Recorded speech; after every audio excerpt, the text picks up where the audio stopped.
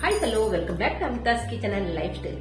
ಸ್ನೇಹಿತರೆ, ಇವತ್ತು ನಾನು ನಿಮಗೆ ನಮ್ಮ ದಕ್ಷಿಣ ಕನ್ನಡ, ಮಂಗಳೂರು, ಕರಾವಳಿ, ಉಡುಪಿ ಸೈಡ್ ಅಲ್ಲಿ ಮಾಡುವಂತ ಫೇಮಸ್ ಚಿಕನ್ ಸುಕ್ಕ ಮಸಾಲ ಯಾವ ರೀತಿ ಮಾಡೋದಂತ ನಾನು ನಿಮಗೆ ತೋರಿಸ್ಕೊಡ್ತಾ ಇದ್ದೇನೆ.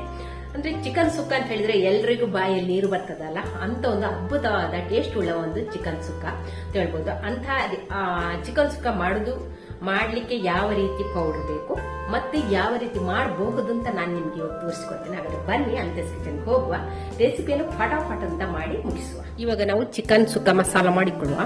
ಇವಾಗ ನಾನಿಲ್ಲಿ 2 kg ಚಿಕನ್ಗೆ ಆಗುವಷ್ಟು ಸುಕ್ಕ ಮಸಾಲ ಮಾಡ್ತಾ ಇದ್ದೇನೆ. ಇದರಲ್ಲಿ ಒಂದು 20 ಬ್ಯಾಡಗಿ ಮೆಣಸು ಮತ್ತು ಒಂದು 5 ಊರ ಮೆಣಸು ಉಂಟು. ಹಾಗೆ ಇಲ್ಲಿ ಒಂದು ಮಣ್ಣಿನ ಓಡನ್ನು ಕಾಯಲಿಕ್ಕೆ ಕೂಡ ಇಟ್ಟಿದ್ದೇನೆ. ಓಡು ಚೆನ್ನಾಗಿ ಕಾದಿದೆ. ಇವಾಗ ಅದಕ್ಕೆ ಮೆಣಸನ್ನು ಹಾಕಿಕೊಳ್ಳುವ. ಬೆಂಕಿಯನ್ನು ಹದವಾಗಿ ಇಟ್ಟುಕೊಂಡು ಮೆಣಸನ್ನು ಹುರ್ಕೊಂಡ್ರೆ ಆಯ್ತು. ಇಲ್ಲಿ ಮೆಣಸನ್ನು ನೋಡಿ ಚೆನ್ನಾಗಿ ಹುರ್ಕೊಂಡಾಯ್ತು. ಹದವಾದ ಬೆಂಕಿಯಲ್ಲಿಟ್ಟು ಎಣ್ಣೆ ಹಾಕದೆ ಹುರಿಬೇಕು. ಡ್ರೈ ರೋಸ್ಟ್ ಮಾಡಿದ್ದೇನೆ ನಾನು ಇದನ್ನು. ಇವಾಗ ಇಷ್ಟ ಆದ್ರೆ ಸಾಕು. ಇದನ್ನು ಇವಾಗ ಒಂದು ಪ್ಲೇಟ್ಗೆ ತೆಗೆಯುವ. ಇವಾಗ ಅದೇ ಓಡಿಗೆ ಒಂದು 10 ಪೆಪ್ಪರ್ ಹಾಕ್ತಾ ಇದ್ದೇನೆ. ಕಾಳು ಮೆಣಸು, ಒಳ್ಳೆ ಮೆಣಸನ್ನು ಹಾಕ್ತಾ ಇದ್ದೇನೆ. ಹಾಗೆ 8 ಲವಂಗ, ಚಕ್ಕೆ, ಏಲಕ್ಕಿ, ಹಾಗೆ ಇಲ್ಲಿ ಸ್ಟಾರ್ ಇದು ನಕ್ಷತ್ರ ಹೂವನ್ನು ಕೂಡ ತಗೊಂಡಿದ್ದೇನೆ. ನಕ್ಷತ್ರ ಹೂವು ಇಷ್ಟ ಇಲ್ಲದಿದ್ರೆ ಬೇಡ, ಸ್ಕಿಪ್ ಮಾಡಬಹುದು. ಇದನ್ನು ಕೂಡ ಹಾಕಿಕೊಂಡು ಹುರಿಯುವ. ಹಾಗೆ ಇಲ್ಲಿ 1 ಟೀ ಸ್ಪೂನ್ ಅಷ್ಟು ಬಡೆ ಸೋಪು, ದೊಡ್ಡ ಜೀರಿಗೆ, ಅದನ್ನು ತಗೊಂಡಿದ್ದೇನೆ. ಅದನ್ನು ಕೂಡ ಹಾಕ್ತಾ ಇದ್ದೇನೆ. ಹಾಗೆ ಮೆಂತೆ, ಒಂದು 1/4 ಟೀ ಸ್ಪೂನ್ ಅಷ್ಟು ಮೆಂತೆಯನ್ನು ಕೂಡ ಹಾಕ್ತಾ ಇದ್ದೇನೆ. ಇಷ್ಟನ್ನು ನಾವು ಇಲ್ಲಿ ಫ್ರೈ ಮಾಡಿಕೊಳ್ಳುವ. ಇದೆಲ್ಲ ಫ್ರೈ ಆಯಿತು. ಇಷ್ಟ ಆದ್ರೆ ಸಾಕು. ಇದನ್ನು ಇವಾಗ ಇನ್ನೊಂದು ಪ್ಲೇಟ್ಗೆ ತೆಗೆಯುವ. ಇವಾಗ ಇದಕ್ಕೆ ಒಂದು 10 ಎಸಳಿನಷ್ಟು ಬೆಳ್ಳುಳ್ಳಿಯನ್ನು ತಗೊಂಡಿದ್ದೇನೆ. ಬೆಳ್ಳುಳ್ಳಿಯ ಹೊರಗಿನ ಸಿಪ್ಪೆಲ್ಲ ತೆಗೆದು ಈಗ ಚಿಕ್ಕದಾಗಿ ಸ್ಲೈಸ್ ಮಾಡಿದ್ದೇನೆ. ಇದನ್ನು ಕೂಡ ಎಣ್ಣೆ ಹಾಕದೆ ಡ್ರೈ ರೋಸ್ಟ್ ಮಾಡಿಕೊಳ್ಳ. ಬೆಳ್ಳುಳ್ಳಿಯನ್ನು 2 ನಿಮಿಷ ಹುರಿದಿದ್ದೇನೆ.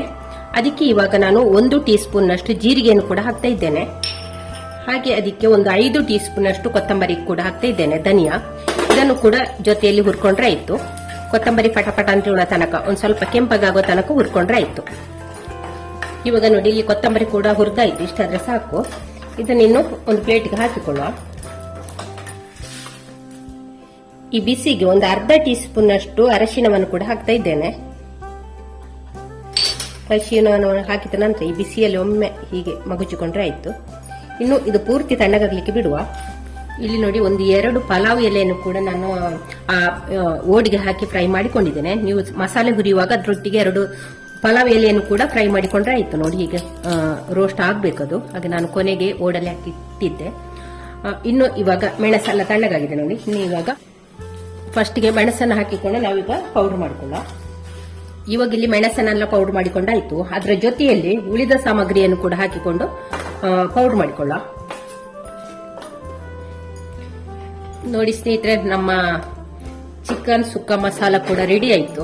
ನೋಡಿ, ತುಂಬಾ ನಯವಾಗಿ ಪೌಡರ್ ಮಾಡಬೇಕು ಅಂತೇನಿಲ್ಲ. ನೋಡಿ, ಹೀಗೆ ಮಾಡಿಕೊಂಡ್ರೆ ಆಯ್ತು. ನೋಡಿ, ಘಮಘಮಿಸುವ ನಮ್ಮ ಚಿಕನ್ ಸುಕ್ಕ ಮಸಾಲ ಪೌಡರ್. ನೋಡಿ, ಇದನ್ನು ಒಂದು 2 ತಿಂಗಳವರೆಗೆಲ್ಲ ಹೀಗೆ ಸ್ಟೋರ್ ಮಾಡಿ ಇಡ್ಬೋದು, ಏನಾಗುದಿಲ್ಲ.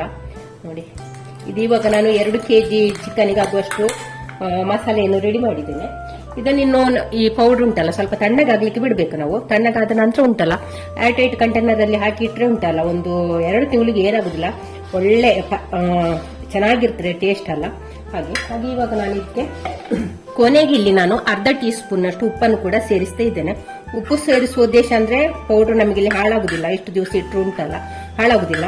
ಹಾಗೆ ಮತ್ತೆ ಟೇಸ್ಟ್ ಕೂಡ ಚೆನ್ನಾಗಿರ್ತದೆ. ಹಾಗೆ ಮತ್ತೆ ನಾವು ಇಲ್ಲಿ ಒಂದು ಸ್ವಲ್ಪ ಉಪ್ಪು ಹಾಕಿದ್ದೇವೆ ಅಂತ ಗಮನದಲ್ಲಿ ಇಟ್ಟುಕೊಂಡು ಚಿಕನ್ ಸುಕ್ಕ ಮಾಡಿದ್ರೆ ಆಯ್ತು. ಸ್ವಲ್ಪ ಉಪ್ಪು ಕಡಿಮೆ ಹಾಕಿಕೊಂಡು ಮಾಡಿದ್ರೆ ಆಯ್ತು. ಸ್ನೇಹಿತರೆ, ನಾವು ಇವಾಗ 2 kg ಚಿಕನ್ ಸುಕ್ಕ ಯಾವ ರೀತಿ ಮಾಡೋದಂತ ನಾನು ನಿಮ್ಗೆ ಹೇಳಿಕೊಡ್ತಾ ಇದ್ದೇನೆ. 2 kg ಚಿಕನ್ ಸುಕ್ಕಕ್ಕೆ ನಾವಿಲ್ಲಿ 2 ಈರುಳ್ಳಿಯನ್ನು ತಗೊಳ್ಳುವ, ಒಗ್ಗರಣೆಗೆ ಇಡುವ. ಅದರಲ್ಲಿ 1 ಈರುಳ್ಳಿಯನ್ನು ಒಗ್ಗರಣೆಗೆ ಬಳಸುವ. ಒಗ್ಗರಣೆಗೆ ಇಲ್ಲಿ 2 ಟೀ ಸ್ಪೂನ್ ಅಷ್ಟು ತುಪ್ಪ ಮತ್ತು 2 ಸ್ಪೂನ್ ಅಷ್ಟು ಕೊಬ್ಬರಿ ಎಣ್ಣೆಯನ್ನು ಹಾಕುವ. ಕೊಬ್ಬರಿ ಎಣ್ಣೆ ಕಾದ ನಂತರ ಸಾಸಿವೆ ಹಾಕೊಳ್ಳುವ, ಬೆಳ್ಳುಳ್ಳಿ ಹಾಕೊಳ್ಳುವ. ಆನಂತರ ಒಂದು 3 ಕಡ್ಡಿಯಾದ್ರೂ ಬೇವು ಸೊಪ್ಪನ್ನು ಹಾಕಿಕೊಳ್ಬೇಕು. ಬೇವು ಸೊಪ್ಪು ತುಂಬಾ ಹಾಕಿದ್ರೆ ಚೆನ್ನಾಗಿರ್ತದೆ ಟೇಸ್ಟ್. ಹಾಗೆ 1 ಒಣಮೆಣಸನ್ನು ಕೂಡ ಹಾಕಿಕೊಂಡು ಒಗ್ಗರಣೆ ಮಾಡುವ. ಒಣಮೆಣಸೆಲ್ಲ ಫ್ರೈ, ಸಾಸಿವೆ ಎಲ್ಲ ಚಟಪಟ ಅಂತ ಹೇಳಿದ ನಂತರ ಈರುಳ್ಳಿಯನ್ನು ಸ್ಲೈಸ್ ಆಗಿ ಕಟ್ ಮಾಡಿದ 1 ಈರುಳ್ಳಿಯನ್ನು ಅದಕ್ಕೆ ಹಾಕುವ. ಈರುಳ್ಳಿ ಕಾಯ್ಲಿಕ್ಕೆ ಒಂದು ಸ್ವಲ್ಪ ಉಪ್ಪನ್ನು ಕೂಡ ಸೇರಿಸಿಕೊಳ್ಳಿ. ಈರುಳ್ಳಿ ಅಂದ್ರೆ ಬೇಗನೆ ಕೆಂಪಗಾಗ್ತದೆ. ಆನಂತರ ಇಲ್ಲಿ ನಾವು ಒಂದು ಟೊಮೆಟೊವನ್ನು ಕೂಡ ಚಿಕ್ಕದಾಗಿ ಕಟ್ ಮಾಡಿ ಇಟ್ಕೊಂಡು ಒಂದು ಟೊಮೆಟೊವನ್ನು ಕೂಡ ಹಾಕುವ. ಟೊಮೆಟೊ ಎಲ್ಲ ಮೆತ್ತಗಾದ ನಂತರ ಚಿಕನ್ ಸೇರಿಸಿಕೊಳ್ಳ. ಚಿಕನ್ಗೆ ನಾವು ಅರಿಶಿನ ಮತ್ತು ಉಪ್ಪನ್ನು ಹಾಕಿ ಚೆನ್ನಾಗಿ ಮಗಿಚಿದ ನಂತರ ಮುಚ್ಚಿಟ್ಟು ಒಂದು ಸ್ವಲ್ಪ ಹೊತ್ತಲ್ಲಿ ನೀರಲ್ಲಿ ಬೀಳ್ತದೆ. ಕೆಲವು ಸಲ ಚಿಕನ್ ಆ ನೀರಲ್ಲಿ ಬೇಯ್ತದೆ, ಅಂದ್ರೆ ಸಿಮ್ಮಲ್ಲಿಟ್ಟು ಒಂದು ಮೀಡಿಯಂ ಬೆಂಕಿಯಲ್ಲಿ ಇಟ್ಟು ಉಂಟಲ್ಲ ಚಿಕನ್ ಆ ರೀತಿ ಆ ನೀರಲ್ಲಿ ಬೇಯ್ತದೆ. ಒಂದು ವೇಳೆ ನೀರಲ್ಲಿ ಬೇಯಲಿಲ್ಲ ಅಂದ್ರೆ ನಾವು ನೀರನ್ನು ಸೇರಿಸಿಕೊಳ್ಳ. ಚಿಕನ್ ಎಲ್ಲ ಮುಕ್ಕಾಲಂಶ ಬೆಂದ ನಂತರ ಉಂಟಲ್ಲ ನಾವೀಗ ಚಿಕನ್ ಸುಕ್ಕ ಪೌಡರ್ಗೆ ಸೇರಿಸಿಕೊಳ್ಳುವ. ಸೇರಿಸಿ ಒಂದು ಮುಚ್ಚಳ ಮುಚ್ಚಿ ಬೇಯಿಸಿಕೊಳ್ಳುವ. ಆ ನಂತರ ನಾವಿಲ್ಲಿ ಅದಕ್ಕೊಂದು ತೆಂಗಿನಕಾಯಿ ಒಂದು ಮಿಶ್ರಣ ಮಾಡಬೇಕು. ತೆಂಗಿನಕಾಯಿ ಮಿಶ್ರಣ ಯಾವ ರೀತಿ ಮಾಡುದು ಅಂದ್ರೆ ತೆಂಗಿನಕಾಯಿನ ಚಿಕ್ಕದಾಗಿ ತುರ್ಕೊಳ್ಬೇಕು, ಹೆರಿಬೇಕು. ತೆಂಗಿನಕಾಯಿ ಜಾಸ್ತಿ ಬೇಕು ಅಂತಿದ್ರೆ ಜಾಸ್ತಿ ಹಾಕೊಳ್ಬಹುದು. ತೆಂಗಿನಕಾಯಿ ಇಷ್ಟ ಎಲ್ಲ ಸ್ವಲ್ಪ ಸಾಕು ಅಂದ್ರೆ ಸ್ವಲ್ಪ ಹಾಕೊಳ್ಳಿ, ಅಂದ್ರೆ ಜಾಸ್ತಿ ಹಾಕೊಳ್ಬೇಡಿ, ಟೇಸ್ಟ್ ಚೆನ್ನಾಗಿರುವುದಿಲ್ಲ. ತೆಂಗಿನಕಾಯಿ ಎಲ್ಲ ಚಿಕ್ಕದಾಗಿ ಹೆರೆದ ನಂತರ ಉಂಟಲ್ಲ ಒಂದು ಬಾಣಲೆಗೆ 1 ಟೀ ಸ್ಪೂನ್ ಅಷ್ಟು ತುಪ್ಪವನ್ನು ಹಾಕಿಕೊಂಡು ಅದಕ್ಕೆ ಚಿಕ್ಕದಾಗಿ ಕಟ್ ಮಾಡಿ ಇಟ್ಟುಕೊಂಡ ಬೆಳ್ಳುಳ್ಳಿ ಸಿಪ್ಪೆ ತೆಗೆದು ಚಿಕ್ಕ ತೆಳ್ಳಗೆ ಕಟ್ ಮಾಡಿಕೊಳ್ಳಿ. ಹಾಗೆ ತೆಳ್ಳಗೆ ಕಟ್ ಮಾಡಿ ಇಟ್ಟುಕೊಂಡ ಒಂದು ಈರುಳ್ಳಿಯನ್ನು ಕೂಡ ಹಾಕಿಕೊಂಡು ಅದರಲ್ಲಿ ಒಂದು ಸ್ವಲ್ಪ ಬಾಡಿಸಿ ಆನಂತರ ಅದಕ್ಕೆ ತೆಂಗಿನಕಾಯಿಯನ್ನು ಕೂಡ ಹಾಕಿಕೊಂಡು ತೆಂಗಿನಕಾಯಿಗೆ ಒಂದು ಸ್ವಲ್ಪ ಉಪ್ಪನ್ನು ಸೇರಿಸಿಕೊಂಡು ಕೆಂಪಗಾಗೋ ತನಕ ತೆಂಗಿನಕಾಯಿ ಕೆಂಪಗಾಗೋ ತನಕ ಹುರ್ಕೊಳ್ಬೇಕು. ಉಪ್ಪು ಯಾಕೆ ಸೇರಿಸುವುದಂದ್ರೆ ಈ ತೆಂಗಿನಕಾಯಿಗೆ ಉಪ್ಪು ಮತ್ತು ಈರುಳ್ಳಿ ಬೆಳ್ಳುಳ್ಳಿಗಳು ಉಪ್ಪು ಇಳ್ಕೊಂಡ್ರೆ ಉಂಟಲ್ಲ ಟೇಸ್ಟ್ ಕೂಡ ಚೆನ್ನಾಗಿರ್ತದೆ. ಅಂದ್ರೆ ನಾವು ಅಲ್ಲಿ ಜಾಸ್ತಿ ಚಿಕನ್ಗೆ ಉಪ್ಪು ಜಾಸ್ತಿ ಆಯ್ತು ಅಂತಿದ್ರೆ ಇಲ್ಲಿ ಉಪ್ಪನ್ನು ಜಾಸ್ತಿ ಹಾಕೊಳ್ಬೇಡಿ, ಅಲ್ಲಿ ಉಪ್ಪು ಬ್ಯಾಲೆನ್ಸ್ ಆಗ್ತದೆ. ಚಿಕನ್ಗೆ ಜಾಸ್ತಿ ಉಪ್ಪಿದ್ರೆ ಈ ತೆಂಗಿನಕಾಯಿಗೆ ಉಪ್ಪನ್ನು ಇಳಿದು ಬ್ಯಾಲೆನ್ಸ್ ಆಗ್ತದೆ. ಹಾಗೆ ನಂತರ ತೆಂಗಿನಕಾಯಿ ಸುಕ್ಕದಲ್ಲಿ ಬೆಂದ ನಂತರ ಉಂಟಲ್ಲ ಈ ತೆಂಗಿನಕಾಯಿ ಚಿಕನ್ ಸುಕ್ಕ ಮಸಾಲೆಯಲ್ಲಿ ಬೆಂದ ನಂತರ ಉಂಟಲ್ಲ ಈ ತೆಂಗಿನಕಾಯಿ ಮಿಶ್ರಣನ ಅದಕ್ಕೆ ಸೇರಿಸುವ. ತೆಂಗಿನಕಾಯಿ ಮಿಶ್ರಣ ಸೇರಿದ ನಂತರ ಕೊತ್ತಂಬರಿ ಸೊಪ್ಪು ಹಾಕಿಕೊಳ್ಳಿ. ಕೊತ್ತಂಬರಿ ಸೊಪ್ಪು ಒಂದ್ ಸ್ವಲ್ಪ ಜಾಸ್ತಿ ಹಾಕೊಳ್ಬೇಕು. ಚಿಕ್ಕದಾಗಿ ಕಟ್ ಮಾಡಿ ಇಟ್ಕೊಂಡ ಕೊತ್ತಂಬರಿ ಸೊಪ್ಪನ್ನು ಹಾಕಿ ಚೆನ್ನಾಗಿ ಮುಚ್ಚಿಟ್ಕೊಳ್ಳಿ. ಇದಕ್ಕೆ ಬೆಸ್ಟ್ ಕಾಂಬಿನೇಷನ್ ನೀರ್ದೋಸೆ, ತಿಳಿ ಸಾರು ಮತ್ತು ಅನ್ನ ಕೂಡ ಒಳ್ಳೇದಾಗ್ತದೆ. ಹಾಗೆ ಈ ವಿಡಿಯೋ ನಿಮ್ಗೆ ಇಷ್ಟ ಆದ್ರೆ ಪ್ಲೀಸ್ ಒಂದು ಲೈಕ್ ಮಾಡಿ, ಹಾಗೆ ನಿಮ್ಮ ಫ್ಯಾಮಿಲಿ ಫ್ರೆಂಡ್ಸ್ ಗಳಿಗೆಲ್ಲ ಶೇರ್ ಮಾಡಿ. ಚಾನಲ್ಗೆ ಯಾರಾದ್ರೂ ಹೊಸಬರು ಇದ್ರೆ ಪ್ಲೀಸ್ ಸಬ್ಸ್ಕ್ರೈಬ್ ಮಾಡಿಕೊಂಡು ಚಾನಲ್ ಅನ್ನು ನೋಡಿ. ಹಾಗೆ ಸ್ನೇಹಿತರೆ, ನಾಳೆ ಬರುವ ಹೊಸ ವಿಡಿಯೋ ಅಥವಾ ರೆಸಿಪಿ ಸಿಗೋಣ. ಅಲ್ಲಿಯವರೆಗೆ take care, bye bye. Thank you.